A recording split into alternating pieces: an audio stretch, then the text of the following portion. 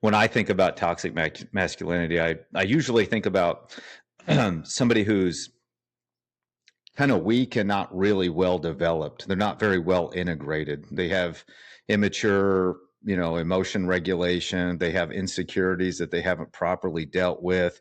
They're not in good control of their tempers, or their, they try to, like you said, it's all about, well, it's not all about, but it can be a lot about, look at me and, see how good I am. Like, I look at the difference between people who definitely display strength and toughness and masculine qualities for the reasons of, supporting, um, and encouraging people to be disciplined and encouraging people to be, always on kind of a path of self-improvement and self-understanding and self-mastery and skills development and all those kind of things.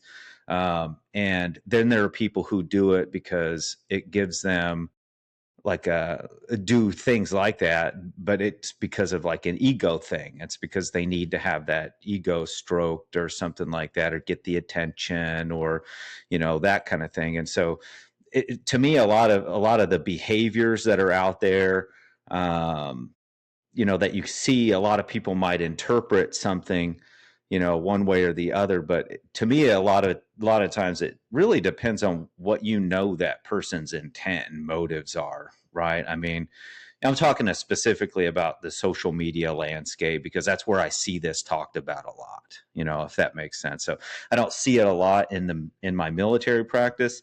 It's kind of weird because I came from infantry land where everybody was a dude.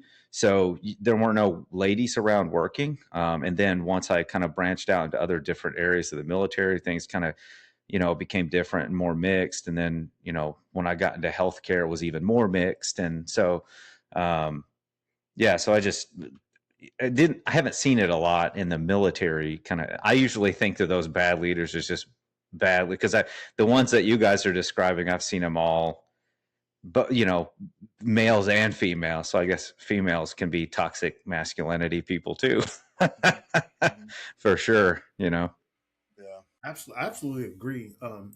It sounds weird when we bring women into the mix, but it goes back to mimicking the person who had control, right?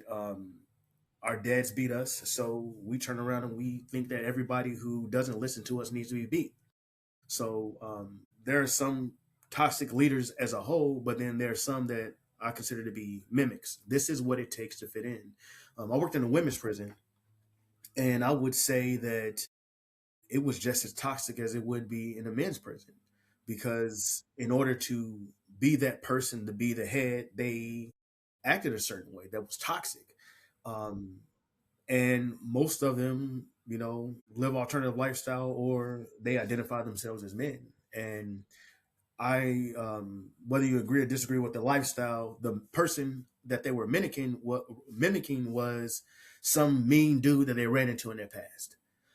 So I think that the toxic male, it has a very big influence on toxic people as a whole, because whoever we mimic, whoever they mimic, whoever our children mimic, is always the meanest, baddest person that they ran into up until that point. That's something I definitely I see it a lot in my practice. It's not always as much like we tend to think that sometimes it's on purpose, and I think a lot of these are coming out in a lot of people, like you said, just because they saw that, they modeled that,